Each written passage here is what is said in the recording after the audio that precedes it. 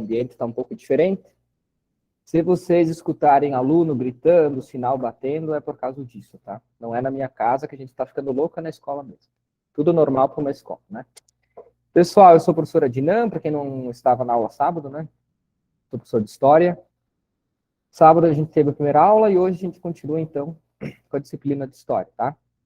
Eu vou continuar a história antiga, terminar aquele assunto. Tem algumas questões para a gente ver. E já vou dar início também a um pouco da história do Brasil, tá? Então, eu vou dividir a aula dessa forma aí.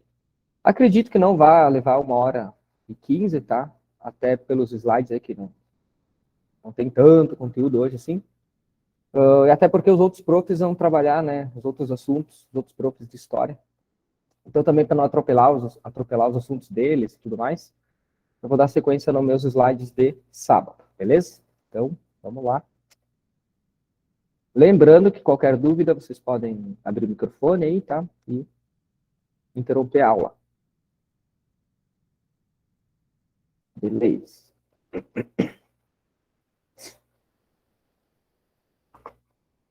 Seguimos então, gente. Já para a gente revisar, então, o conteúdo de sábado, já preparei aqui uma questãozinha, tá? Para vocês, sobre a Grécia Antiga, democracia e tudo mais, tá? É uma questão bem de humanas, tá, gente? Ela envolve aí praticamente todas as áreas aí da humanas, das disciplinas da área de humanas, história, sociologia, filosofia, tá?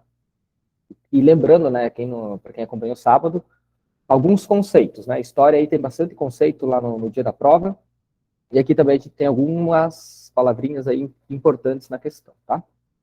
Vamos lá, então. É verdade que nas democracias o povo parece fazer o que quer, mas a liberdade política não consiste nisso. Isso é uma ideia, né, pessoal? A gente vive numa democracia, mas a gente não pode, né, fazer o que a gente quer. Deve-se ter sempre presente em mente o que é independência e o que é liberdade. A liberdade é o direito de fazer tudo o que as leis permitem. Se um cidadão pudesse fazer tudo o que elas proíbem, não teria mais liberdade, né? Porque os outros também teriam tal poder. Então aqui essa questão envolve um pouco de legislação, de leis e tudo mais. Esse trecho aqui é do Montesquieu, do Espírito das Leis, tá? E a característica que ele demonstra, o que ele ressalta, diz respeito ao quê? Tá? Vamos lá. Ao status de cidadania que o indivíduo adquire ao tomar as decisões por si mesmo, ao condicionamento da liberdade dos cidadãos, à conformidade às leis, a possibilidade de o cidadão participar no poder, e nesse caso, livre da submissão às leis, ao livre-arbítrio do cidadão em relação àquilo que é proibido, desde que ciente das suas consequências, ou ao direito do cidadão exercer a sua vontade de acordo com seus valores pessoais. Essa aqui eu não vou dar resposta agora, tá? Eu vou deixar vocês aí pensar um pouquinho. Eu vou voltar ali no chat e ver as respostas que vocês colocaram, tá? Quem quiser aí dar mais uma lida rapidinho na questão. E vão tentando responder ela, tá? Essa questão também ela é considerada difícil, tá, gente? Média ou difícil. Lembra que sábado eu falei, né? Algumas questões, o nível de dificuldade delas. Para quem não acompanhou a aula de sábado, gente, eu acho que já está lá no YouTube, tá? Eu passei uma introdução também da disciplina de história, algumas dicas e tudo mais da prova, do dia de vocês lá no dia da prova do Enem, tá? Então, é importante para quem não acompanhou sábado, se tiver um tempinho, olhar a aula passada. Vamos ver o que vocês estão respondendo aí. Ninguém respondeu.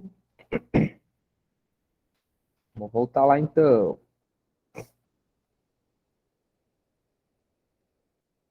A resposta, gente, é a letra B, tá? Ao condicionamento da liberdade dos cidadãos à conformidade às leis. Então, ela é uma boa questão para unir conhecimentos de sociologia, filosofia e também a interpretação de texto, tá? Muito importante lá para o dia da prova, o dia do Enem. Interpretação de texto. O pensador iluminista propõe um conceito de liberdade onde o indivíduo seria o responsável pelas suas escolhas. Desta maneira, ele aponta a lei e as consequências de desobedecê-la, como um limite necessário para a liberdade e convivência social. Então, a gente pode trazer isso para o dia a dia, né? Temas atuais também. As leis existem para serem cumpridas, né? E para garantir a liberdade das outras pessoas. Se eu deixo de cumprir uma lei, eu posso estar influenciando a liberdade e a convivência social do meio em que eu vivo, numa sociedade, num país, enfim, ou até do nosso planeta. Então, isso vem lá, esse conceito, né, de democracia, política e tudo mais, lá da Grécia Antiga, e aqui já envolve também o iluminismo, que é um conteúdo que a gente vai estudar daqui a algumas aulas, tá? O Enem, as provas de humanas, elas costumam fazer isso, tá? Essas questões. Pegar assuntos da antiguidade e dar uma misturadinha ali com assuntos mais atuais. Até uma outra questão que eu vou trabalhar com vocês daqui a pouco, é bem essa característica, tá? Desse tipo de questão também, beleza? Então a gente parou na Roma Antiga, né? A gente não chegou a iniciar esse conteúdo aí. A Roma Antiga, a gente pode dividir ela em alguns períodos, né? A monarquia, a república e o império. São 3 períodos diferentes, tá? Da Roma Antiga.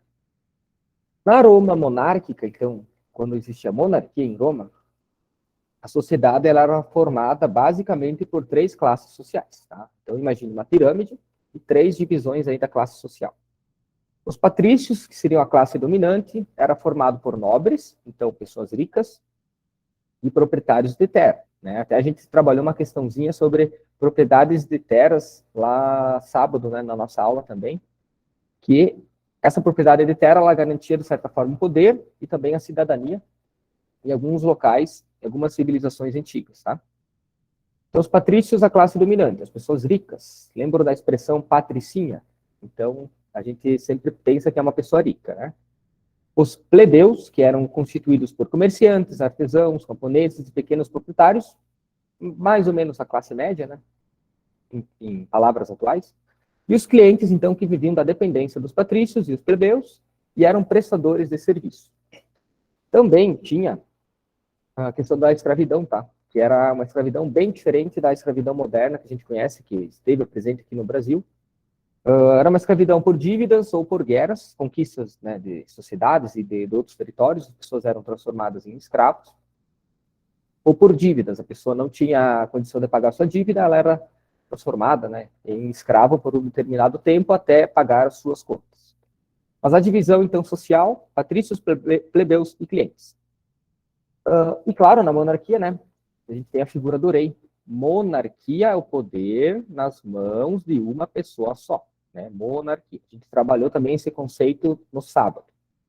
E esse rei, ele exerce funções executivas, judiciais e religiosas, tá? Então, a religião, de novo, presente em uma grande sociedade, em um grande império. O Senado, ele era composto pelos patrícios, então pessoas ricas. Ele dava uma assessoria ao rei e também tinha o poder de vetar as leis apresentadas pelo rei. Isso mesmo. Então, o monarca, o rei, ele apresentava uma lei e o Senado tinha o poder de ir lá e vetar, né, de acordo com seus interesses, claro, essa lei ou passar adiante. Mesma coisa, ou muito parecido do Senado atual, né? Nosso Senado brasileiro. Inclusive, em outubro aí a gente vai escolher, ou, enfim, mudar, né? Boa parte do Senado. O nosso Senado também ele tem essas características atuais, né, de vetar ou criar leis, né. Claro que não temos monarca, a gente tem presidente, na figura do presidencialismo, mas, né, a palavra e o conceito de Senado ela é bem parecida hoje com a Roma antiga. Temos a parte da República Romana, tá? Até coloquei as datas aqui, onde temos uma força maior do Senado, tá? Nesse momento, então, o rei ele deixa de fazer parte da sociedade e nós temos, então, uma república. O Senado, então, fazendo parte da elite política nesse momento aí. Temos como características nesse período a luta de classes, então, principalmente de plebeus, né, e de clientes, a luta para ter uma ascensão na sua sociedade. Tivemos algumas revoltas no território romano, tá? No Império, depois também vai ter bastante revoltas. E o surgimento de várias leis, até pela organização social, nesse momento da história, era preciso ter muitas leis, e leis bem elaboradas também, tá? Com essa afirmação do Senado, com essa luta de classe, chegou um momento que existia mais escravos que pessoas livres, lá no momento da República Romana. Isso gerou uma grande crise na República Romana, tá? E aí chegamos, então, ao outro período, que é o período aí do Império Romano. Se você perceber as datas aqui, ó, 27 a.C., até o ano 476 depois de Cristo. Então a figura de Cristo surge, né, o ser humano e tudo mais, sua história, no período do Império Romano. O Império Romano ele foi depois dividido em duas partes, tá? A gente até vai falar disso daqui a pouco, tá? Mas olhando aqui o mapa, esse mapa de boa parte da Europa, a gente tem a Itália aqui, Portugal, Espanha, os territórios atuais, né? Isso mostra que o Império Romano ele era gigante, ele era muito grande. Tá? E esse foi um dos fatores que até atrapalhou depois na manutenção do Império Romano. Ele ser tão grande, quanto maior o império, mais difícil de você controlar também. De você proteger, ou de você cobrar impostos, de você impor a sua religião e tudo mais. Então, um dos fatores que prejudicou o Império Romano foi justamente o tamanho desse império aí, no seu auge, principalmente, tá? E aí, gente, mais uma questão, tá? Do Enem lá de 2016, que fala aí sobre leis e sobre o território romano, né? Estava falando até agora de códigos e leis, até pela organização social, né? Então vamos ver essa questãozinha também. A lei das 12 tábuas, de meados do século V a.C., fixou por escrito um velho direito costumeiro. No relativo às dívidas não pagas, o código permitia, em última análise, matar o devedor, ou vendê-lo como escravo do outro lado do Tibre, que era o rio lá do território do Império Romano. Isto é, de fora do território de Roma. Então, essa lei, a referida lei, foi um marco na luta por direitos na Roma Antiga, pois possibilitou que os plebeus. Então, aqui temos uma lei, né, que no relativo às dívidas não pagas, o código permitia, em última análise, matar o devedor ou vendê-lo como escravo. O que isso possibilitou aos plebeus? Modificassem a estrutura agrária assentada no latifúndio. Letra B, obrigava a prática da escravidão sobre os seus devedores. Essa aqui, vamos separar essa alternativa aqui, tá? Letra C, conquistassem a possibilidade de casamento com os patrícios. Aqui não fala nada em casamento, né? Vamos eliminar essa alternativa aqui. Ampliassem a participação política nos cargos públicos. Interessante. Vou separar isso aqui. Reivindicassem as mudanças sociais com base no conhecimento das leis. Também vamos separar isso aqui, tá? A letra A aqui a gente também vamos eliminar já, porque ela não fala em estrutura agrária e também nada em latifúndio, né? Aqui a gente está falando de leis e de dívidas. Então vamos eliminar também a letra A. Lembro que uma das dicas que eu falei lá sábado para vocês era, né, se a gente está lá em dúvida com alguma questão, a gente não sabe qual é a correta, mas a gente pode eliminar algumas que a gente sabe que é incorreta. Isso torna a nossa mente um pouco, para a nossa mente, né, trabalhar, torna um pouco mais fácil. Até para não confundir, né, uma afirmativa com outra, enfim. Se você consegue eliminar uma afirmativa, já vai fazendo isso, porque é uma dica importante lá para o dia da prova também. E aí sobrou algumas alternativas. Vamos ver se alguém respondeu. E agora, né? Todo mundo. E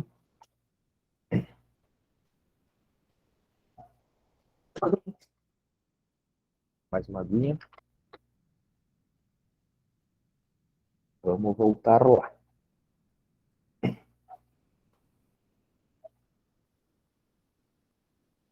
A alternativa, a gente é a letra E, tá? Vamos voltar só aqui o slide. Era reivindicar-se as mudanças sociais com base no conhecimento das leis, tá? Então, aqui eles poderiam reivindicar suas mudanças social se eles tivessem, então, o conhecimento das leis atuais lá do Império Romano. Então, apesar de ainda ser mais favorável aos patrícios que aos plebeus, né, a lei das 12 tábuas permitiu que as leis estivessem registradas e fossem imutáveis, o que ajudava muito num processo judicial. Então, além de você ter o conhecimento das leis nesse momento da história, as pessoas tiveram a importância de registrar, né? Se atentaram a isso, a importância de registrar as leis. Então, lembram lá no sábado eu até falei. No início, alguns códigos, algumas leis, eles eram muito na palavra, né? Só que a gente pode trazer para o dia, os nossos dias atuais, né? O que vale mais, um acordo com palavras apenas, um acordo registrado e assinado? Então, os romanos tiveram também essa concepção, essa ideia, né, de registrar suas leis, até para que todas as pessoas tivessem o conhecimento dessas leis, para depois, então, reivindicar mudanças sociais, mudanças políticas e tudo mais, tá bom? Seguindo. Chega um momento, então, que o Império Romano, ele acaba se desintegrando, ele acaba se dividindo, tá? Ele acaba se dividindo em Império Romano do Ocidente, aqui, e do Oriente. Então, Ocidente, sempre pro lado oeste, né? A gente lembra lá nas aulas de geografia também, tudo mais. E o Império Oriental, então, aqui no lado oposto.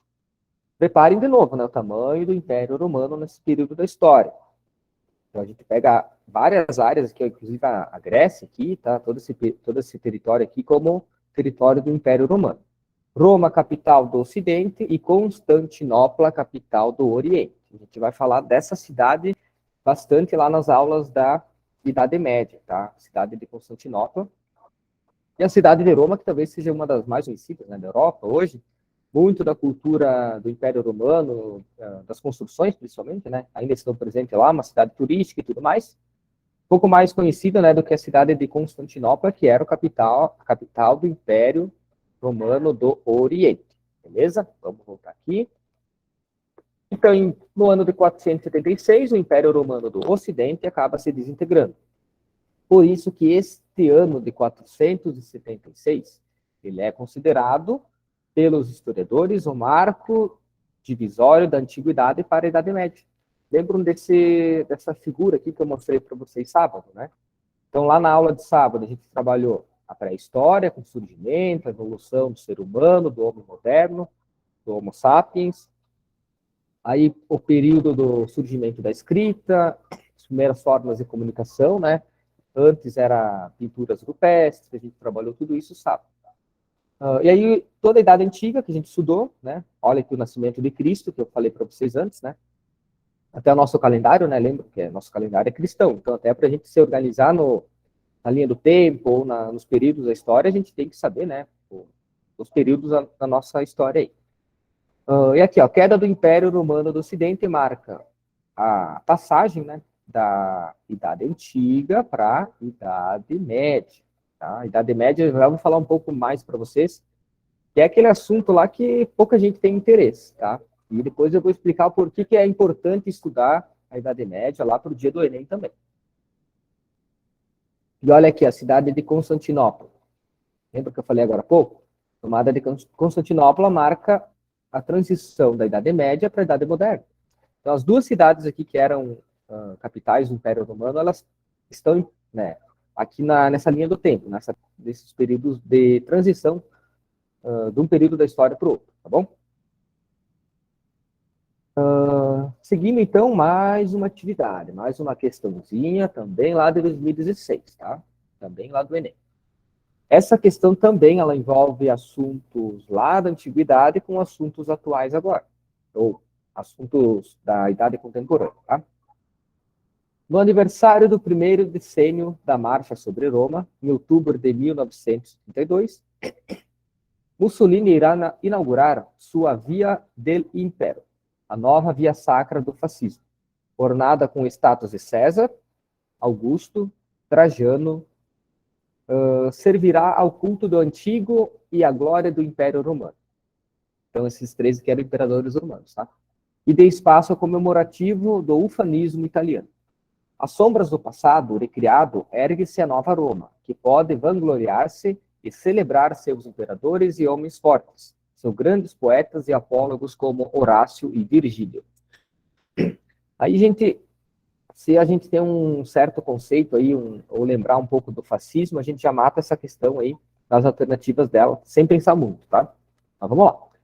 A retomada da antiguidade clássica, pela perspectiva do patrimônio cultural, foi realizada com o objetivo de... Então, aqui, ó, patrimônio cultural. Lembram, lá no primeiro dia, sábado, eu mostrei para vocês que a porcentagem de questões aí que podem cair no Enem, né? Com base nas últimas provas. Um desses tópicos era justamente o patrimônio cultural histórico. Nesse caso aqui, ele está caracterizado pelas estátuas. Tá? As estátuas seriam, então, o patrimônio cultural. E o que essa questão fala? Que o fascismo, então, Mussolini, estava tentando resgatar, retomar a antiguidade através dessas estátuas dos imperadores romanos da antiguidade. Qual era o objetivo dele? Afirmar o ideário cristão para reconquistar a grandeza perdida, utilizar os vestígios restaurados para justificar o regime político, difundir os saberes ancestrais para moralizar os costumes sociais, refazer o urbanismo clássico para favorecer a participação política, recompor a organização republicana para fortalecer a administração estatal. Essa questão, gente, ela é considerada fácil, tá? Uma das justificativas é a gente ter o conhecimento meio que básico aí do fascismo, tá? Alguns pontos fundamentais para estudar o fascismo. Duas alternativas aqui eu vou eliminar. Por quê? Favorecer a participação política não era uma característica do fascismo, né? Ele era um governo totalitário e autoritário, assim como o nazismo na Alemanha. Então, as características desse tipo de governo aí não tem muito a ver com participação política, né, gente? Então, essa alternativa a gente já pode eliminar. Recompor a organização republicana para fortalecer a administração estatal. A gente está falando de governos não republicanos, né? Então, essa aqui também não é. Sobrou letra A, B e C, e quem sabe um dos pilares do fascismo, né? Era utilizar os vestígios restaurados para justificar o regime político. Então, ó, Mussolini utiliza o passado do Império Romano para mostrar a continuidade entre os dois regimes, e assim empregava vários símbolos dessa época, a fim de reforçar essa ligação. Dessa maneira, ele reforçava a ideia de um passado expansionista para justificar as conquistas na África, por exemplo. Então, para ele justificar o fascismo, ele pegava essas figuras, esses objetos, enfim, toda essa cultura do Império Romano, e tentava trazer para os dias do fascismo na Itália, para justificar a forma de governo dele. E aqui, ó, a palavra expansionismo, né, conquista de territórios, de locais, principalmente aí na África, né, ele tentou justificar essas conquistas pelo passado aí de Roma, pela história romana.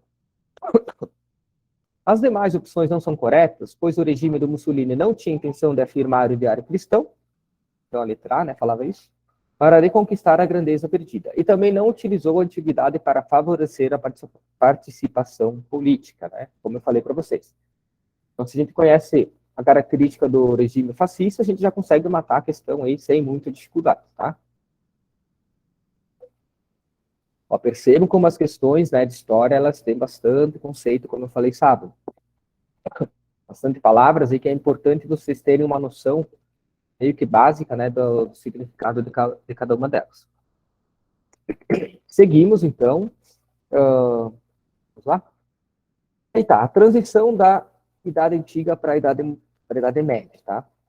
A Idade Antiga, ela acaba na queda do Império Romano no Ocidente, e claro, sábado eu falei também, né? Nenhum acontecimento histórico, ele é isolado. É sempre um processo histórico, tá? Então, a queda do Império Romano não foi de um dia para a noite. Senão ia ser um acontecimento isolado. Foi um processo, tá? Foi um processo aí que levou vários anos, né? Um período longo, até que ocorresse definitivamente a queda do Império Romano, tá bom? Então, mais um exemplo de que a história não é acontecimentos isolados, e sim processos históricos, né? Envolvendo, nesse caso, a queda do Império Romano. E quando que começa a Idade Média? Tem a data, né, que eu falei para vocês, 476. E aí sempre tem uma pergunta, né? Por que média?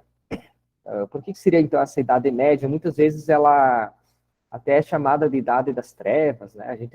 Eu não uso muito essa expressão, claro que uma forma, às vezes, mais lúdica para falar, né? Mas Idade das Trevas é um termo que a gente já não utiliza muito, né, na disciplina de História. Seria a média, porque justamente ela fica entre o período da Idade Antiga e da Idade Moderna. Tá? A Idade Moderna a gente vai estudar daqui uns dias, que uma das características principais da Idade Moderna era resgatar a cultura da Idade Antiga. A cultura, principalmente nas artes, né? Escultura, depois as pinturas, poesias, livros e tudo mais. E na Idade Média, claro, foi produzido muito material cultural também, tá? Mas a gente tem essa ideia aí de que né, teve uma pausa de algumas ideias, de algumas produções artísticas e tudo mais. Então a Idade Média tem esse nome porque ela fica justamente, né, entre Idade Antiga e Idade Moderna.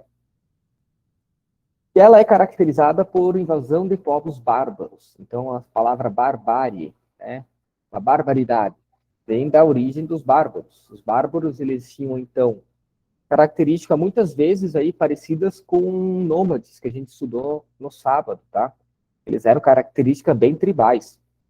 Muitas vezes eles iam para um lugar, saqueavam aquele lugar com até violência, de certa, bastante violência, né, em alguns casos.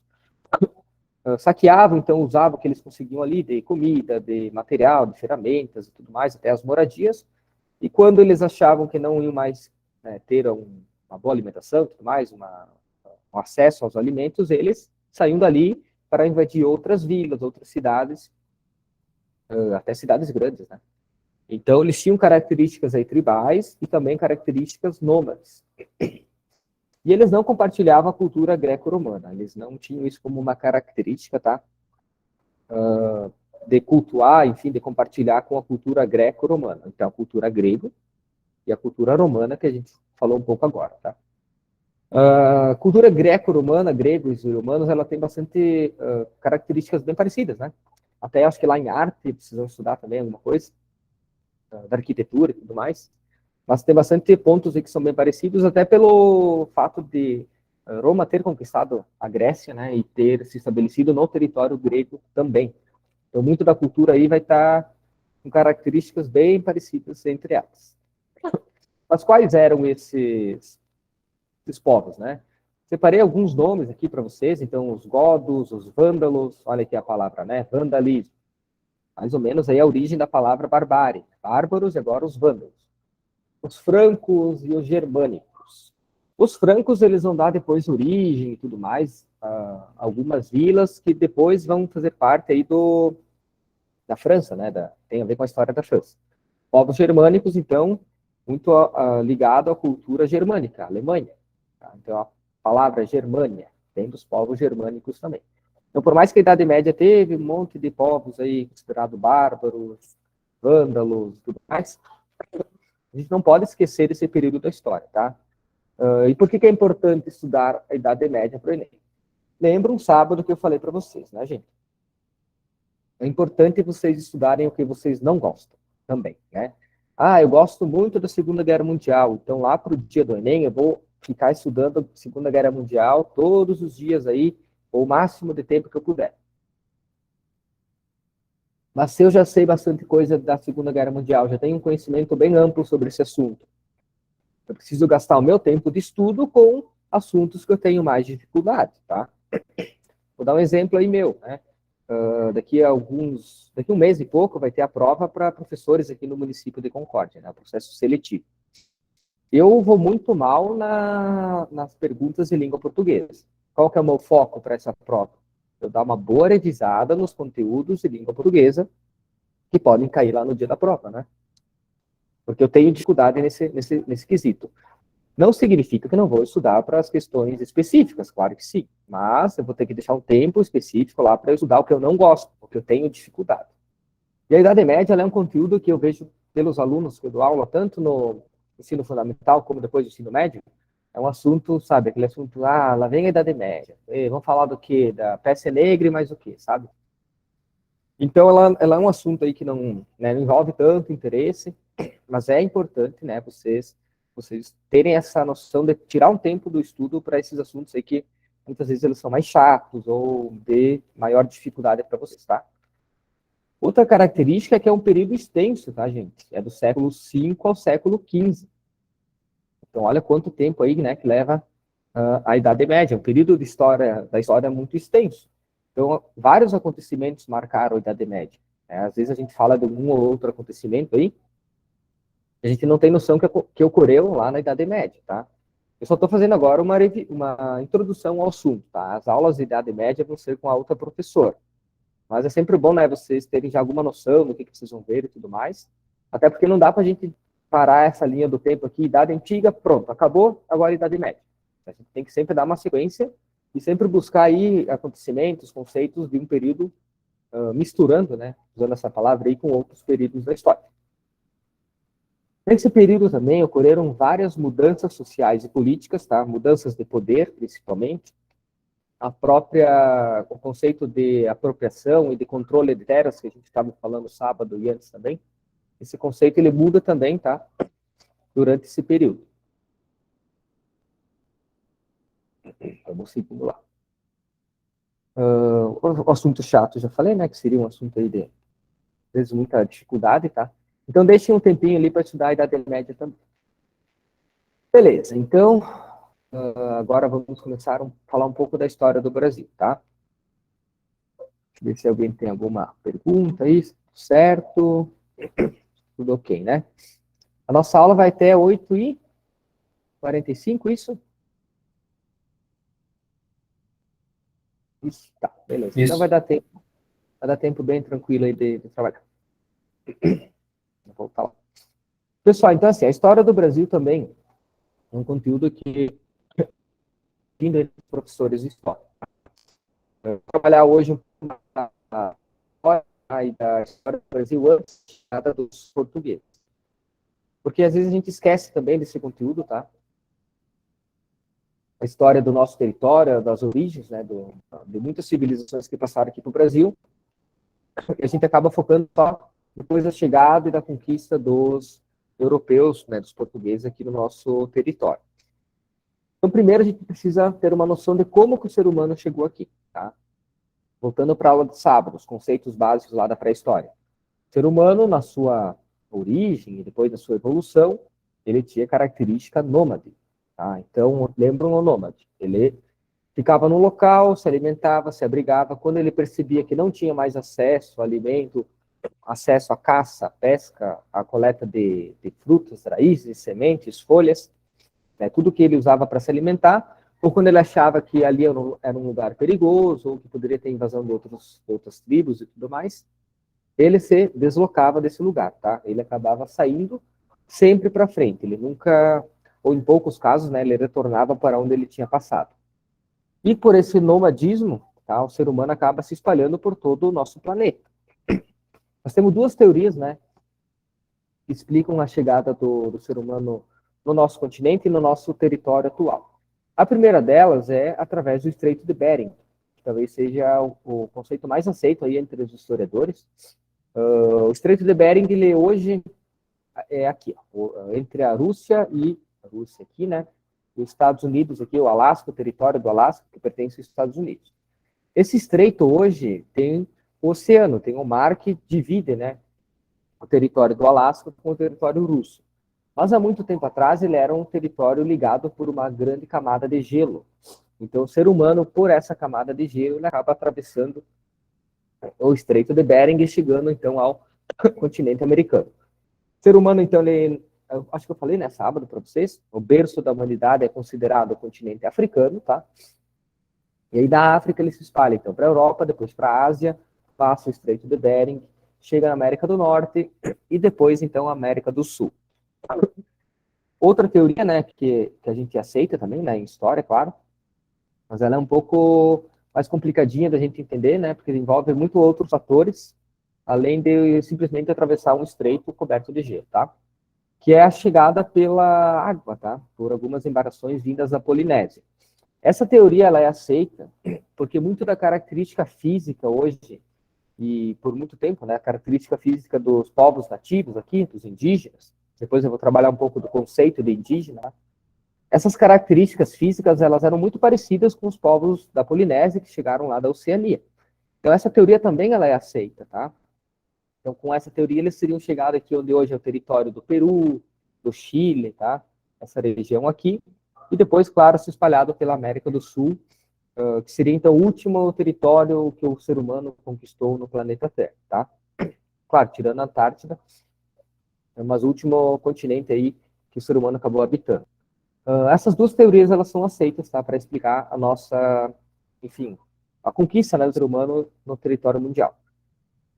Esse mapa também, gente, é interessante a gente olhar, porque ele é o nosso mapa mundi um pouco diferente do que a gente consegue, a gente observa, né, nas aulas de geografia, de história e tudo mais. É o mapa mundi correto, tá? Ele tá correto dessa forma, só que os continentes ali uma certa diferença, né, com os mapas mundos que a gente conhece também. Então, numa dessas aparece essa questão, ou uma questão com um mapa parecido com esse, tá? Prestem bastante atenção também, tá? Nesses conceitos de mapa, mapa mundi e tudo mais. E quais seriam os primeiros povos que chegaram ou que viveram aqui no Brasil, tá?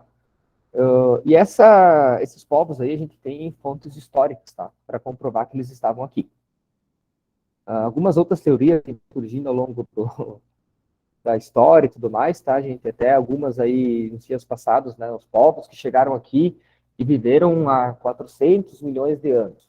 Então, nada é comprovado, tá, gente? São todas teorias, muitas vezes até teorias parecidas com teoria da conspiração, né? Mas a gente se baseia no que é comprovado cientificamente e historicamente, tá bom? Então, os primeiros povos que habitaram aqui o território brasileiro, eles têm algumas nomenclaturas diferentes, tá? Então, a gente tem o povo de Lagoa Santa, lá na região de Minas Gerais, daqui a pouco eu vou mostrar o mapa para vocês, tá? Que é o povo da Luzia. Então, a Luzia, o crânio da Luzia, que inclusive estava no Museu Nacional, o crânio e alguns outros fósseis dela, estavam lá, e com o incêndio, incêndio lá de 2019, boa parte desse material, né, fóssil da Luzia, acabou sendo destruído. Mas o crânio foi recuperado, né, uma boa parte dele, e acredito que com as reformas aí do Museu Nacional, ele volte lá para a exposição, tá? Ele é considerado o crânio mais antigo já encontrado no Brasil, tá? Com material e tudo mais que a arqueologia consegue comprovar, né, a idade desses fósseis aí, foi comprovado que ele seria, então, um fóssil de uma das primeiras civilizações, primeiros grupos humanos que pisaram no nosso território atual do Brasil, tá? Claro, depois com a tecnologia foi feita, né, uma simulação de como que seria aí a face, a cara, né, as características físicas da Luzia, e chegar, então, a esse resultado, tá? Muito diferente dos povos indígenas que vivem aqui até hoje, né, no nosso território, as características físicas, né? Então, muito parecida ao povo da Luzia com os povos vindo lá do continente africano. Então, por esse motivo, ela é considerada, até hoje, né, até que não se ache outro fóssil mais antigo, a primeira brasileira, tá? Até a gente chama Luzia a primeira brasileira, lá no sexto ano, quando a gente vai trabalhar esse conteúdo com eles, tá? Temos os povos marajoaras, que eles se estabeleceram aqui, ó, na região norte do nosso país, aí, muito por causa do rio Amazonas. Lembram que lá no sábado eu falei para vocês, né? Todas as primeiras civilizações, vilas, sociedades, elas precisavam de água potável para sobrevivência, tá? Então, os povos marajoaras, eles também se estabeleceram em uma região bem fértil, uma região com bastante água doce, né, para sobreviver. Uma das características principais dos povos marajoaras era o uso da cerâmica. Então, era um povo que utilizava cerâmica no seu dia a dia e também cerâmica muitas vezes decorada, um pouco diferente do que um simples vaso, um simples recipiente de cerâmica. Então, muitas dessas peças, elas estão, claro, preservadas, né, nos museus. Ali em Curitiba tem um museu indígena, e acredito que tenha muito dessas peças lá, né, até hoje expostas. Como eu falei para vocês, né, aqui na região norte. O povo de Lagoa Santa, aqui ó, na região central, onde hoje é Minas Gerais, Goiás, ali bem no Planalto Central do Brasil, tá? Outros dois povos que eu separei aqui, que são povos, inclusive, que viveram próximos aqui à nossa região, tá? Sambaquis, presentes aí mais no litoral, e o povo conhecido como os Umbus, o povo de Umbu ou Umbus, que povos que viveram aqui na região dos Pampas, aqui na região sul do nosso país, tá? E os Sambaquis aqui na região litoral. A questão geográfica, lembro que eu falei para vocês, né? Tempo e espaço, sábado, eu falei para vocês, ela caracteriza os povos também, tá? Os povos originários aqui os povos nativos, né, do território brasileiro. Então, por exemplo, sambaquis viviam e se alimentavam muito de peixes, né, frutos do mar, lagostas e tudo mais. Já o povo de Umbu, aqui no sul, vivia muito da caça, utilizando aí já o cavalo, as bolhadeiras, né, utilizando para caça também, tá? Se alimentavam de grandes mamíferos ou de médio porte, até grandes aves como a ema, o avestruz, né, que eles conseguiam caçar com a bolhadeira também, tá? E os sambaquis, eles se alimentavam então de peixes. Das características físicas deles também, né, vão estar muito associadas à sua alimentação, ao seu local onde eles viviam também, tá? A gente percebe isso na descoberta e no estudo dos fósseis desses povos aí. O sambaquis também tem a característica de acúmulo de conchas. Então, aqui atrás tem, né, uma figura que demonstra isso. Muitos fósseis humanos são encontrados também as pequenas montanhas, né, de conchas que a gente encontra aí no litoral do Brasil, tá? Então isso demonstra que eles tinham também como um certo ritual depositar, enfim, os corpos das pessoas que viviam com eles aí nesses montes de conchas também, tá? Então aqui o mapa, né, atual do território brasileiro e esses 4 povos que a gente acabou falando agora. E aqui, gente, separei uma questão, porque essa questão ela não é de humanas, tá? Ela está lá na prova de linguagens, porém ela envolve, claro, um conceito de história, tá? Para a gente tentar responder essa questão, tá? Sábado eu falei para vocês também, né? As provas do Enem, ela misturam muito as áreas de conhecimento. Além de, na área de humanas, ter aí provas de história, filosofia, sociologia, né? Meio que misturadas, volta e meia aparecem essas surpresas aí, tá? Uma prova de linguagens com conteúdo aí bastante histórico também, tá? Então aqui temos o texto 1, que é uma imagem, né? Aqui. Se estiver muito pequeno aí para vocês, eu vou lendo para vocês entenderem melhor. E no texto 2, outra imagem. Então a primeira, uma estrutura vertical dupla. E a segunda, então, uma urna cerimonial marajoara. Então, 2 estruturas, 2 figuras e dois objetos, tá? As 2 imagens são produções que têm a cerâmica como matéria-prima. Então, a cerâmica é a matéria-prima das 2. A obra estrutura vertical, dupla, né? Ela se distingue da urna funerária marajoara ao. Do que elas são diferentes? Vamos lá. Evidenciar a simetria na disposição das peças, materializar a técnica sem função utilitária, abandonar a regularidade na composição, anular a possibilidade de leituras afetivas ou integrar o suporte em sua constituição. Questão, eu achei difícil, tá? Quando eu acabei achando ela. Depois eu respondi certo, né? Não tinha visto o gabarito, mas achei bem difícil essa questão, tá, gente? Olhando as 2 imagens aqui, ó, as 2 figuras, elas têm uma diferença bem visível se a gente souber o que é uma urna cerimonial, tá? Urna cerimonial era utilizada, então, para pôr corpos, né? Eles colocavam, então, o corpo dos seres humanos aí nessa urna marajoara para cerimônias, tá? Isso é presente também em alguns povos nativos aqui da nossa região. Aqui no Museu de Concórdia tem urna cerimonial e funerária, tá? No nosso museu aqui, que não é um museu muito grande. Então, isso comprova que aqui na nossa região também tinha algumas cerimônias parecidas com outros povos indígenas aí do restante do país. A diferença entre uma obra e outra, a principal diferença, né, que acaba entregando a questão, é a letra B, que é materializar a técnica sem função utilitária. Então, a segunda, ela tem função utilitária, tá? Mas a estrutura vertical, ela se distingue da urna funerária ao materializar a técnica sem função utilitária. Isso aqui é uma técnica, né? Claro, é uma obra de arte utilizada técnica, mas ela não tem uma função utilitária, assim como a urna cerimonial, que também tem uma técnica, né? Para fazer todo esse objeto, mas com uma função utilitária. Uma função cultural e, de certa forma, religiosa, lá nos povos marajoares. Essa primeira aqui, ela não tem uma função utilitária, a não ser, claro, uma decoração ou uma obra de arte para ser exposta no museu. Essa aqui não foi feita para isso, né? Essa obra aqui ela não foi feita para pôr no museu. Hoje ela está lá no museu, inclusive o Museu Nacional do Rio de Janeiro, acredito que não esteja mais lá, né? Pela questão do incêndio, mas ela hoje está no museu, mas ela foi criada por uma função utilitária. Então, olha, né, questão de linguagens, e aí um conceito aí de história no meio das questões de linguagem, tá?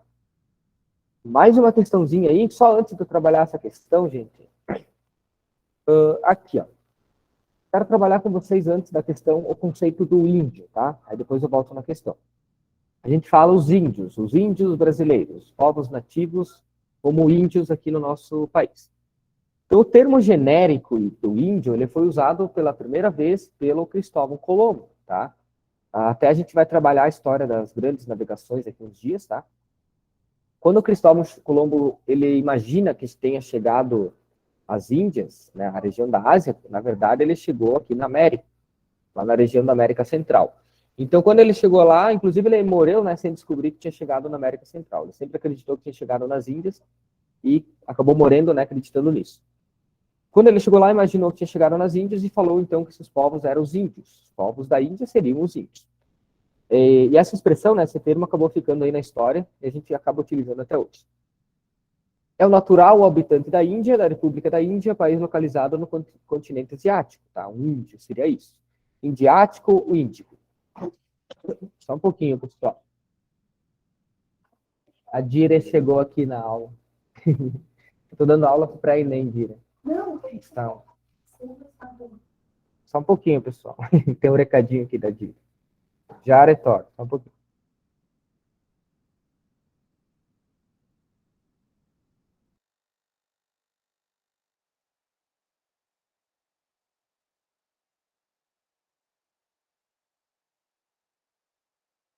Beleza, gente, voltei.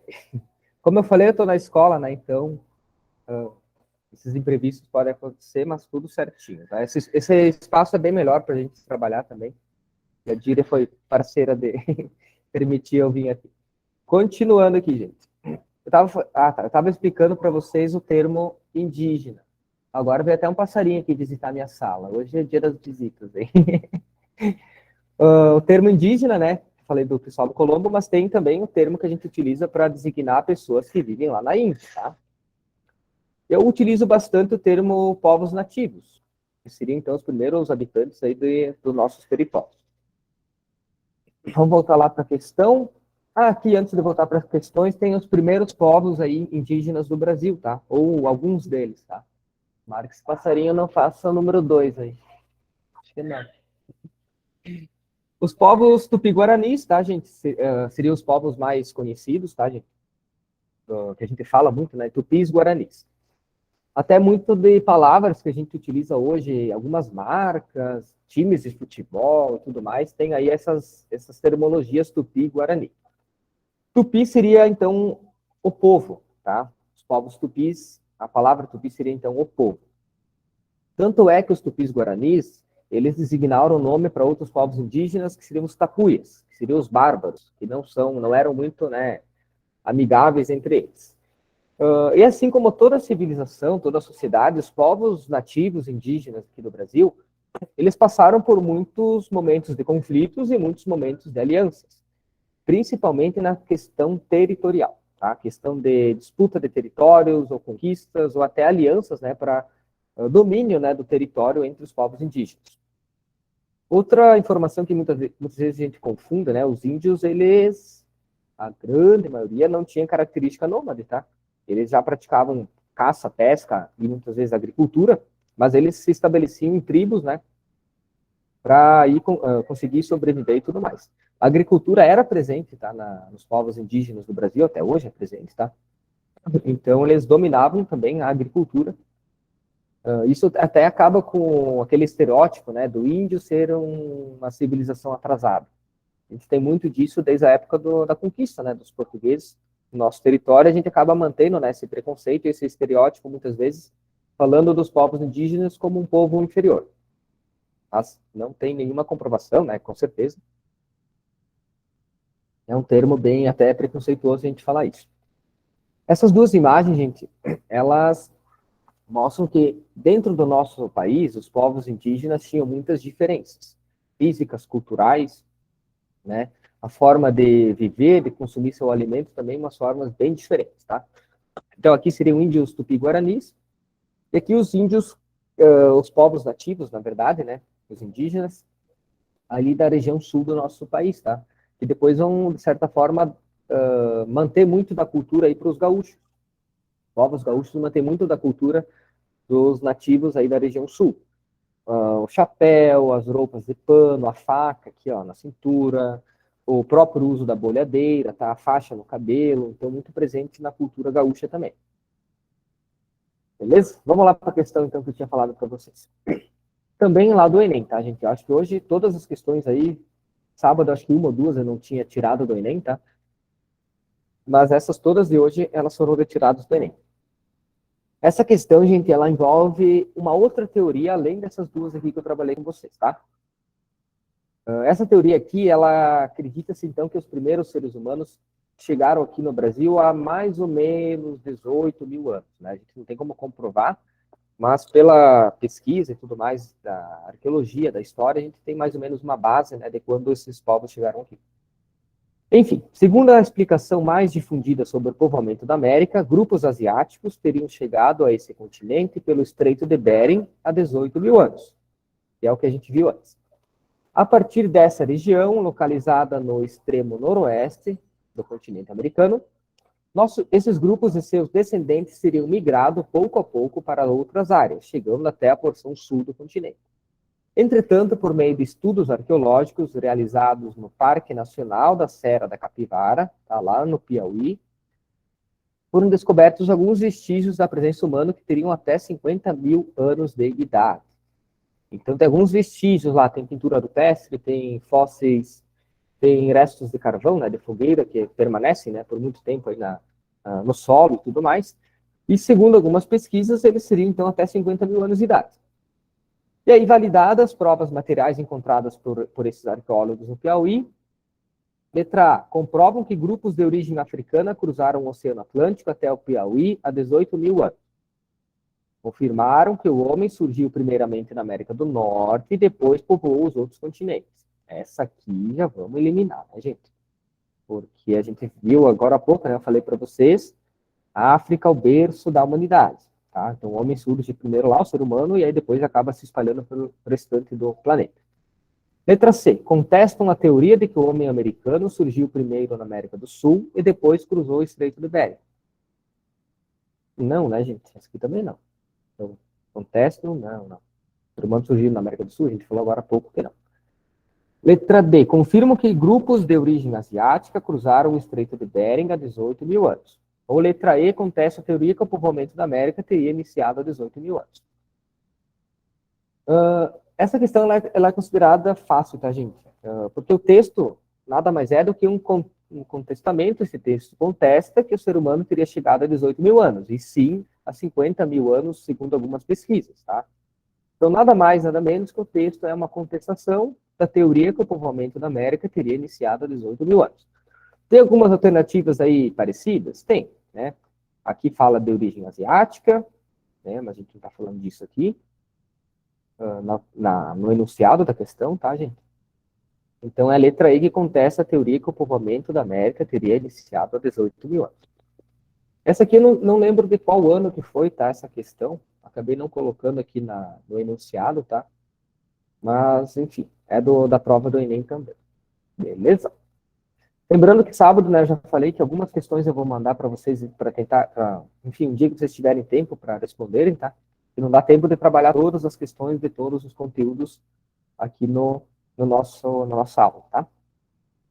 Aqui, gente, outra imagem que eu separei para vocês, tá?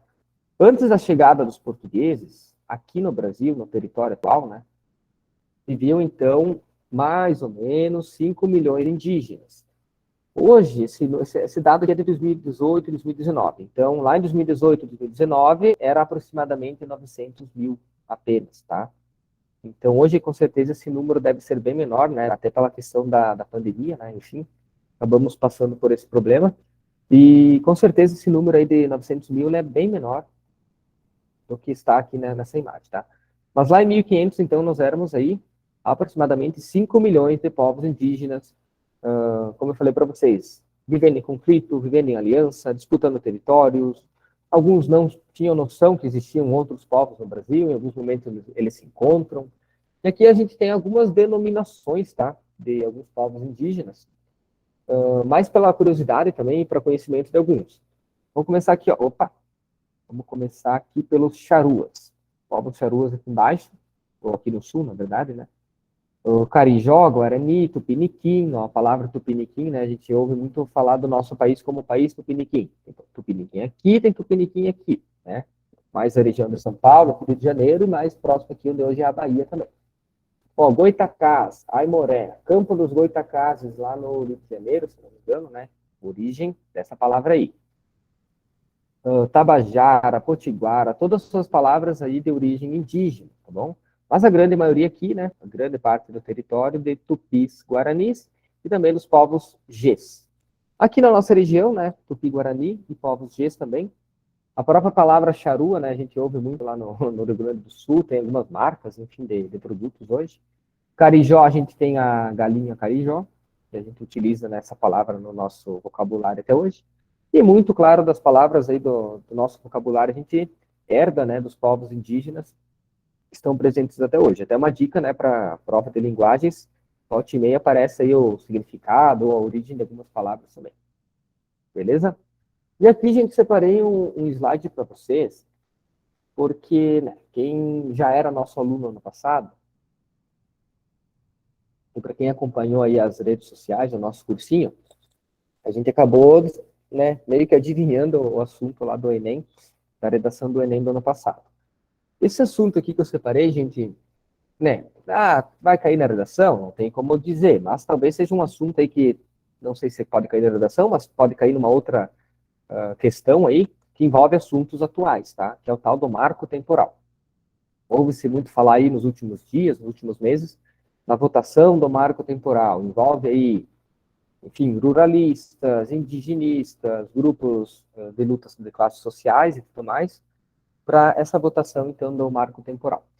Ele é uma tese jurídica, tá, que busca restringir os direitos constitucionais dos povos indígenas. Nessa interpretação, defendida por ruralistas e setores interessados na exploração das terras indígenas, os povos indígenas só teriam direito à demarcação das terras que estivessem sob sua posse no dia 5 de outubro de 1988, que é a data da nossa Constituição vigente. Constituição, né, nossas leis, o conjunto das nossas leis, a última mudança, né, a última aprovação dela foi lá em 1988. Né? Nem eu não era nascido na tempo. Alternativamente, se não estivesse na Terra, teriam que comprovar a existência de disputa judicial ao conflito material na mesma data de 5 de outubro de 1988. Então é um assunto aí bem difícil, aí bem complexo, tá, esse marco temporal, mas ele envolve aí Constituição, interesses indígenas, luta, né, dos indígenas, interesses econômicos, né, questão dos ruralistas e tudo mais, de exploração, claro, de desmatamento, de destruição também, tá? Então é um assunto aí que envolve um amplo conhecimento de vocês, né? Bastante atual, né, esse assunto aí. O ano passado, esse ano, a gente ouviu falar bastante desse tal do marco temporal. É uma dica para vocês, né? Quem tiver tempo aí, tudo que é estudo que seja, que vá somar para vocês, né, é sempre bem-vindo no nosso cursinho também. Vamos lá, que já dá quase no finalzinho, tá, gente? Mais só que 3 slides aí. Isso. E a gente chega no contexto da chegada dos portugueses, tá? Há grandes navegações, que a gente vai falar mais daqui a algumas aulas, tá? Mas a história do Brasil, né, muitas vezes a gente acaba iniciando a história do Brasil com a chegada. Todo o material que eu falei para vocês até agora é desde antes da chegada dos portugueses, tá? Então o Brasil ele tem uma história muito rica, uma história muito interessante, tá? Tem um livro que eu tenho lá em casa, o nome do livro é 1499. Não sei se tem aí, acredito que tenha, né, algumas bibliotecas aí, nas escolas de vocês. Meu Deus, minha letra é muito feia. 1499 é o nome do livro. Ele conta com bastante detalhes assim a história do Brasil antes da chegada dos portugueses, tá? É um livro bem legal. Quem tiver oportunidade e tempo de ler, sempre é bem-vindo também uma leitura, né, de qualidade com fontes históricas e tudo mais, tá? Ao longo do cursinho, eu sempre dou algumas dicas de alguns livros que eu já li, né? Eu gosto muito da história do Brasil. Inclusive, a minha pós é, né, em História do Brasil. Então, eu gosto bastante desses livros, enfim, desses materiais extras, né, que a gente não encontra na sala de aula, no livro didático, ou até no nosso Enem, né, pela questão do tempo. E aí, gente, só para a gente ter uma introdução também no que a gente vai encontrar nas próximas aulas em História, tá? A nossa história, o período do Brasil, ele também é dividido em alguns períodos, tá? Assim como eu estou falando antes, pré-história, Idade Antiga, Idade Média, Idade Moderna, Idade Contemporânea. Os períodos da história do Brasil também, dentro da nossa história aqui, do nosso, enfim, do nosso estudo, propriamente dito, da história do Brasil, a gente tem a divisão também em alguns períodos, tá? Temos aí o período, é um pouco difícil de ler, mas eu vou falar para vocês, tá? 1494, assinatura do Tratado de Tordesilhas. Então, divide território a oeste para Espanha, a leste para Portugal. Claro que depois, né, vira uma bagunça e muito do território que era espanhol, o Portugal acaba ocupando, senão o nosso país ele ia ser menor do que a metade, né, mais ou menos. Nosso Brasil, o nosso território, ele dobrou de tamanho, né, depois do Tratado de Tordesilhas. Muito porque era um tratado imaginário, não tinha uma cerca, não tinha uma muralha, né, não tinha nada que separasse fisicamente esse tratado aí. Lá em 1500, o descobrimento, né, do nosso país, descobrimento, né, o início da conquista, a palavra descobrimento do Brasil, ela é bem complicadinha, né, de trabalhar em sala de aula aí. Mas, enfim, muitos dos livros e do material que a gente encontra ainda é tratado como descobrimento, tá? E lá no ano de 1530, então, que inicia a colonização, tá? Então, por 30 anos, a gente conhece como período pré-colonial. Muito por causa de chegada de franceses, né, e interesse até de holandeses em conquistar os territórios que Portugal tinha descoberto, né, entre aspas, aqui que é o Brasil. Com esse medo de perder as terras, então Portugal manda expedições colonizadoras aqui para o nosso território para, de fato, né, iniciar a colonização.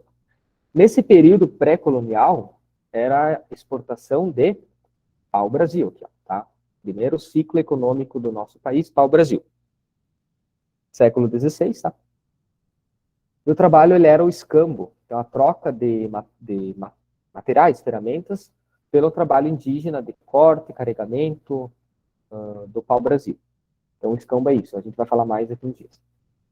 Aí acaba o período do pau-brasil, o ciclo econômico do pau-brasil, muito porque o pau-brasil é uma planta que já estava aqui, né? Então os portugueses chegam aqui, vão cortando o pau-brasil, uma hora vai acabar, tá? Então eles também queriam, né, um outro produto para atrair riquezas para os portugueses. Surge então o ciclo da cana-de-açúcar. Os portugueses já tinham conhecimento de trabalho com cana-de-açúcar lá na África, em outras colônias, e nesse momento então surge também o trabalho do escravo, tá? A escravidão no Brasil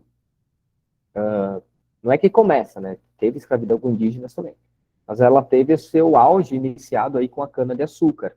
Depois, eu já vou, né, falar agora, se mantém com o ciclo do ouro, o trabalho escravo, e também com o café.